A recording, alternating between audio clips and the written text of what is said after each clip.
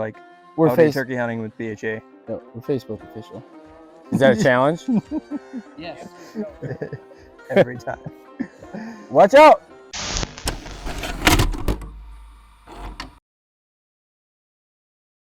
So what is BHA?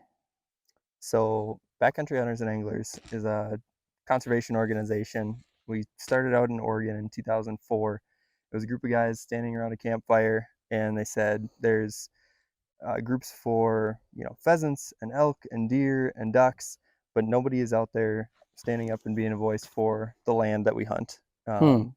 So we've been around, coming up on 20 years. We've got about 30,000 members nationwide, with in 48 states and 3 Canadian provinces. One of the kind of unique things about BHA, besides that it's not species specific, is that 70% of our members are under 45. So it's a young, active organization, and I think that lends itself to being really appealing to a wider audience. So whether you hunt, fish, hike, bike, paddle, birdwatch, berry pick, public lands, like, you're out there using them. So it's something that everybody can really get behind. Yeah. So with it being public land focused and started out west, what's your approach for activities here in the Midwest?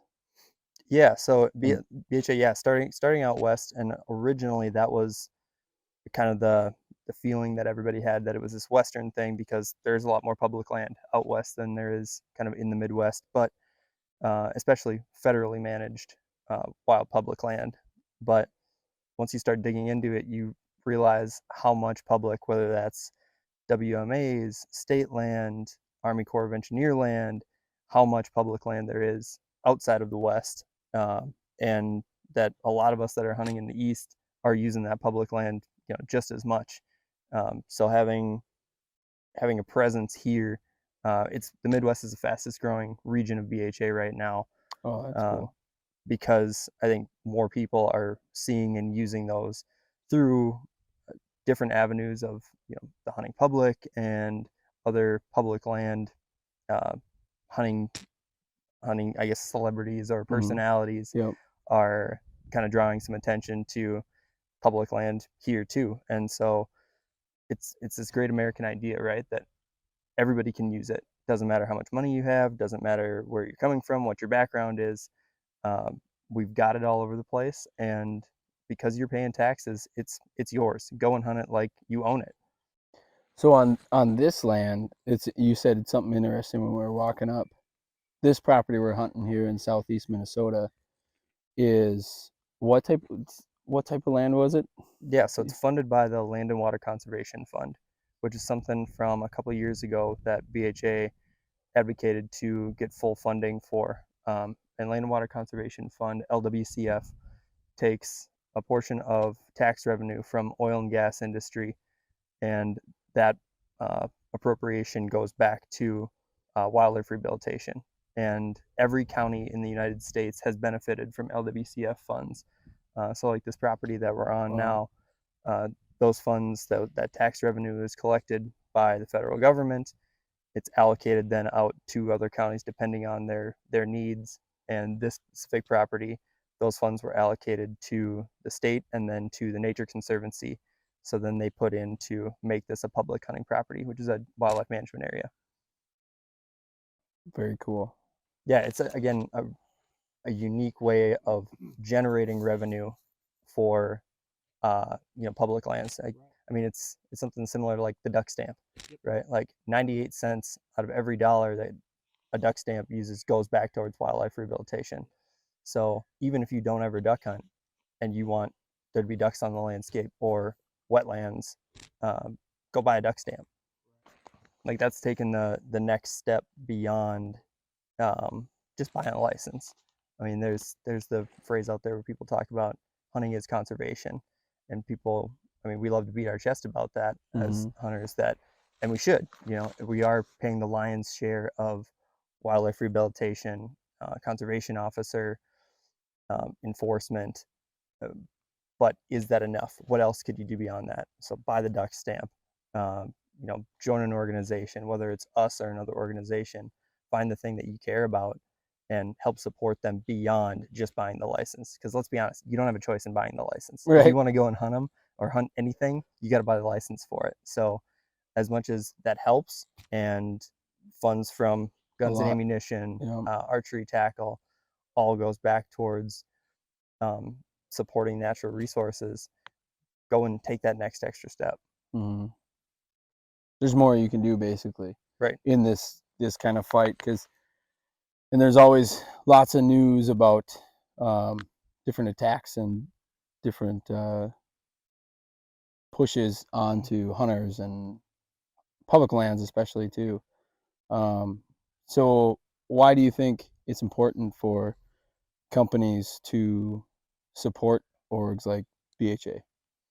Like you said, with the different things that are being attacked from a non-hunting audience or people who just aren't aware of what we're doing, uh, it's an education thing. Mm-hmm. So telling them the story of that we're not just going out to try and kill stuff to hang it on our wall, Right.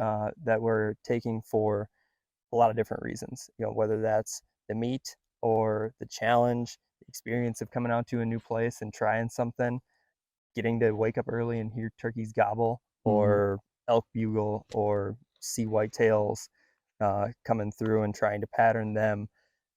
There's a lot more that goes into it than just pulling a trigger or loosening an arrow.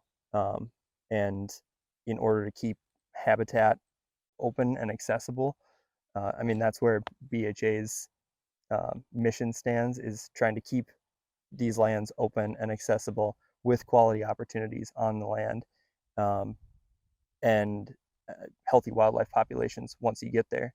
And that takes funding, that takes Mm-hmm. money. So whether, like you said, whether it's us or uh, another species specific organization, putting some money into helping create that infrastructure so then that species can thrive or those public lands can thrive.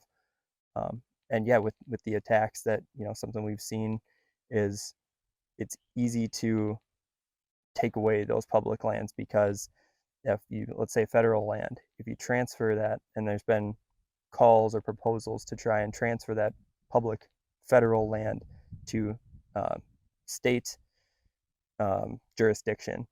And while it sounds good in theory because we'd be able to manage it um, more localized Mm-hmm. at a state level, if uh, let's say out west, for example, if a state like California took on all of its federally managed land, the cost of, let's say, wildfire alone would bankrupt that agency.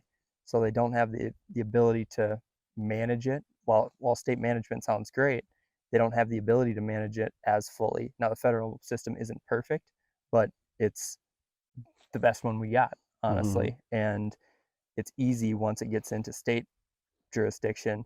And if they end up not being able to manage it, that it ends up going, well, we should probably sell this off. And then it becomes privatized. And once you sell it off privately, we're not getting it back. Mm-hmm. And then it's a slippery slope. So trying to keep those lands as open as possible, as public, and not only just so we can go and walk around out of them, but I tell people that's the biggest difference for me between an environmentalist and a conservationist or a preservationist. I don't just want those lands to be open and accessible so we know that they're there. I want to go out and be able to use them. Mm-hmm. I tell people that's hook and bullet conservation, Mm-hmm. um, being able to keep these places preserved and protected so we can go and use them. And so, like, the help that XOP has provided at this point is going back towards boots on the ground projects, whether that's fence removals off of public land areas that would be hazardous to dogs, or deer coming through. Going and removing some of those old hazardous, unused now fence lines, getting rid of some of those trash cleanups, river cleanups, and just really kind of taking that land ownership ethos with it, that you wouldn't go and dump a bunch of trash on your own property. So why would you go do it on public? And Mm-hmm. so we're trying to do our part and keep those places as quality habitat as possible. And so support from companies like XOP have helped us to be able to do more of those projects. And uh, you know, when it comes to policy, helping advocate for it with our legislators. So we have somebody that can be at the Capitol and letting us know when new bills are being proposed that would be hazardous to our public land access or wildlife populations. So is that where some of the funds that go to support BHA, where some of those go, like on the day, if you broke down the day-to-day operation of BHA, Mhm. you know, kind of what that looks like? Is that part of it is, okay, we got to go, we know we need to be in Washington working on that stuff. We also need to be boots on the ground, like you said, fence removals and different projects going on. And then in addition to that, is that the quick and dirty of it? Yeah, Or kind of. I guess the other piece to it is building our membership too. Mhm. And so support from XOP helps us to fundraise and host events like our pint nights or an archery shoot or fly tying nights, and all of those are built to or designed to help build this community. And I mean, if you go and meet some BHA folks you did down in Iowa, Yep, like that it's was a sweet. just a salt of the earth group of folks that you would have no problem. You just met them that night. I mean, look at us. We met one time, and now we're out sharing a camp together. Yep, yep. That it's easy to get on board with, knowing that the folks in BHA are like good folks that you want to go and be out hunting with.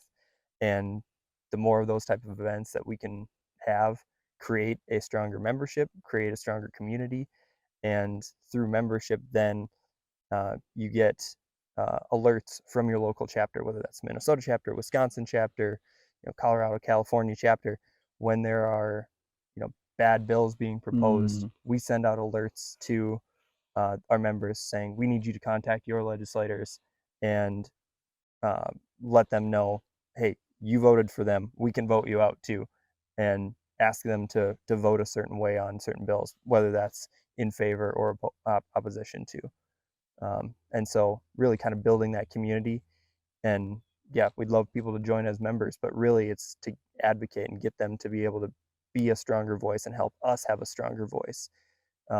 If I reach out to a representative who's not my district rep, they're going to answer the phone and go, "You're not in my district," click, hang up. But if I call a representative and say, "I represent an organization that's got 1,400 members in Minnesota," okay, now they're listening mm, because they know that they are going to have members we are going to have members in their district. yeah. And so having that clout, uh, it carries a little bit bigger weight to have more members. And so, like, yeah, like I said, Minnesota's got about 1,400 members. Um, Wisconsin's got about 1,200. Like I said, it's the fastest growing region is here in the Midwest. So what are some of the events that, like BHA, you talked about the pint nights and some of that kind of stuff. What other events that you guys have that you guys kind of specialize in to build that membership and awareness and everything? Yeah, so like I guess you'd mentioned pint nights. Pint nights are kind of designed as a quick, uh, informal way, kind of our take on, I guess, the typical like organization like banquet model. Like BHA doesn't Mm, at this point do banquets. Um, a lot of times those organizations that have those banquets are localized chapters. So you might have the Twin Cities chapter or the Rochester chapter. And we have one state chapter per state. So there's the Wisconsin chapter, there's the Minnesota chapter, Iowa, Illinois, Missouri has one chapter. So that does two things. One, it makes us have that stronger voice, that statewide voice mm, at the legislature. And it also means that we're responsible for getting out to more areas. So by having the pint nights or archery shoots or fly tying nights or our stewardship events like a fence removal or a trail cleanup or a boat access cleanup, it gives us an opportunity to reach out to more folks throughout the state. And I can meet you at your brewery locally that you go to anyways and hear from you about the issues that are happening in your area, what matters to you, and how I can bring that back to like the state or headquarters level, whether that's in northern Minnesota, southeastern Iowa. Um, we try and get to all areas throughout the state, and by having more local events, it allows us to do that. One of the things you talked about when we were hunting earlier this morning, I think Nick was talking about it too, was the Shelbyville art 3D range Hmm. that they're working on. Yeah, in Illinois. So what? Tell me more about that, and like where that's at. What I guess, or let's start at the purpose of it. What's the purpose of that? Where it's at, and then like what can we do? What can others do? Yeah, so Lake Shelbyville, Illinois. Our Illinois chapter right now has uh, an agreement with the Army Corps of Engineers to, at Lake Shelbyville, create the first public 3D archery range with BHA's name on it. So a person, you or I, general public, could drive up, we park, and we're able to go shoot 3D archery for free anytime. There's no cost, and there'd be information throughout the trail on the different targets about BHA. So there's opportunities to join as a member. Um, if folks are really interested in it, then they want to become a sponsor of a specific target. We've got opportunities there too. But really, it's just another way to highlight our public lands and that that's a public area. And with archery being as big of a deal in that part of the country for whitetails, it was what that state chapter wanted to focus on and brag up, and that really be one of the keystone things that they kind of can put their name on, is that they get to be the first place to have a public 3D archery course, basically walking trail Mm, that people can go out and enjoy regardless of who you are in your background. yeah. What? So that with that model, we'll call it, right? Is that something that BHA and or Army Corps, anybody involved, is looking to duplicate and or replicate in other areas? Have been talks of this, or is it just like, hey, let's focus on this one and then see what happens, or kind of? BHA is super member driven. So a lot of times, I mean, I'm a staff member, but we've got 40 staff, or roughly 40 staff throughout the entire country, half of which are based at our headquarters in Missoula, Montana. The other half are field staff Mm, around the country. So I'm the only person in kind of the upper Midwest, we'll call it. And otherwise, it's all volunteer based. So the state chapter leadership is made up of a board of anywhere from 7 to, let's say, 15 people. That's the leaders within that state. And so with this specific Shelbyville course, that was something the Illinois board put together and said, this is what we want. We're gonna take and run with this idea.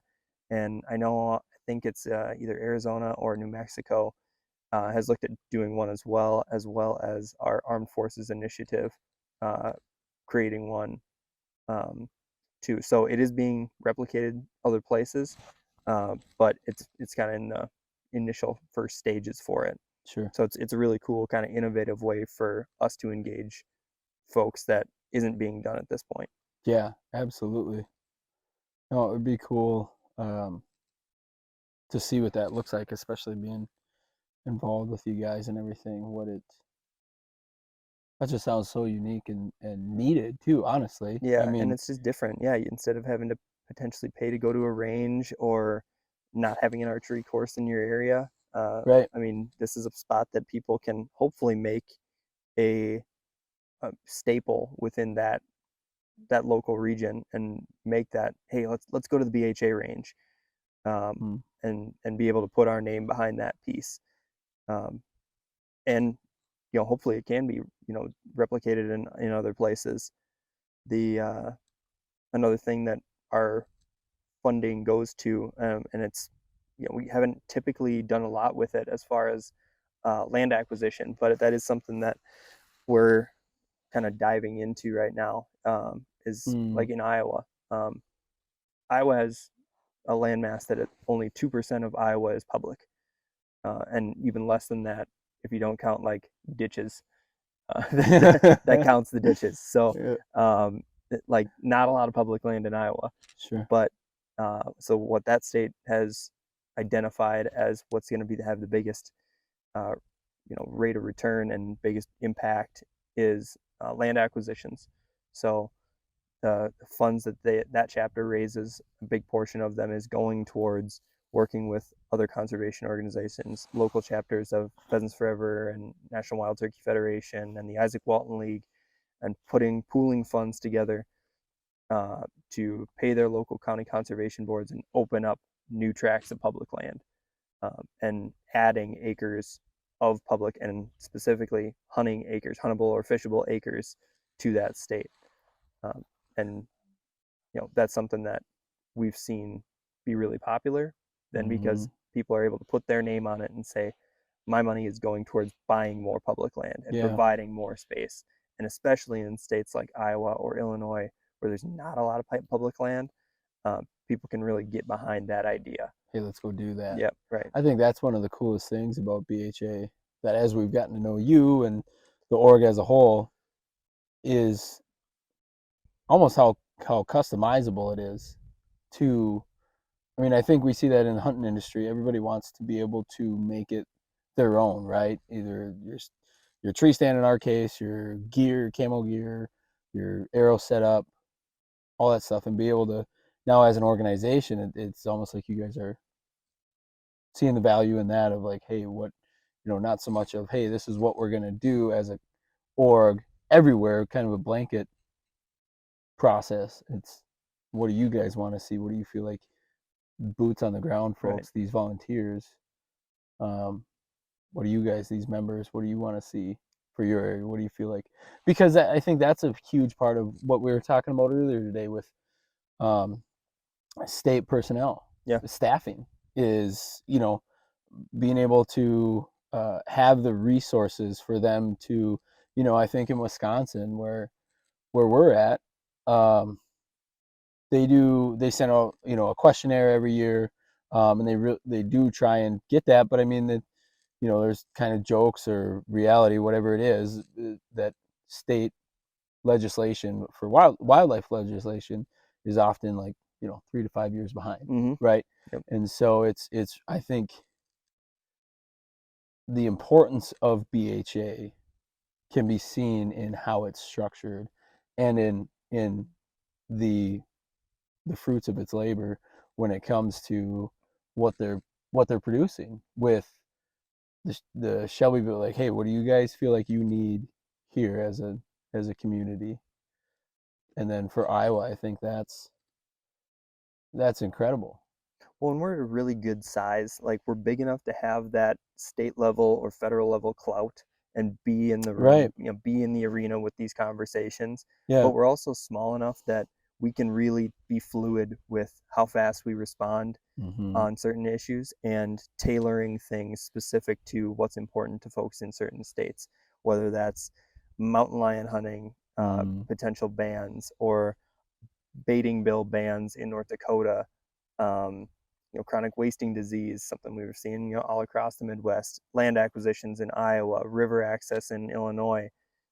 Every state is different. You can't put a blanket statement on, because public lands are so variable, and because we're not specific to growing turkey populations, for example, sure. or pheasant populations or elk populations, we have to be, it's a broad thing. And we have to be able to allow our chapters to be really fluid and kind of jazz it up the way they want and make it very personal to what makes sense for them. Because if I sit here and try and from the Midwest understand what a state like New Mexico that has like 60% of public land is, like, it's a different mentality. And if I'm going to, let's say, the Iowa Deer Classic, that in Iowa they have 2% of public land, and I'm talking about how great public lands are, like, the message doesn't resonate the way that I talk to somebody from Minnesota, where we have 25, 26, 27% of public land. Iowa has 2. Texas has 2. It's a different pitch. And so you're talking to people in a different way, and making that matter to them in a different way than it, in different states. I think his butt's getting sore. Okay, cool. I'm good. That's fine. If you want to go, Brock, you need a break. My butt is falling asleep. Hey guys, thank you guys so much for checking out our Turkey Talk video with XOP. Can't thank those guys enough for coming out and checking out some public lands and hearing all about what BHA is up to. If you want to get more involved with your local chapter, please check us out online at backcountryhunters.org or contact your local chapter at, it's just your state, at backcountryhunters.org. See what local events are coming up, see how you can get involved. Please reach out to us either on the website, by email, or on social media. Chances are your local chapter's got an Instagram presence, a Facebook presence, or you can reach out to me directly too. I'd be happy to put you in contact with your local folks. But good luck this fall, and thank you so much for checking it out.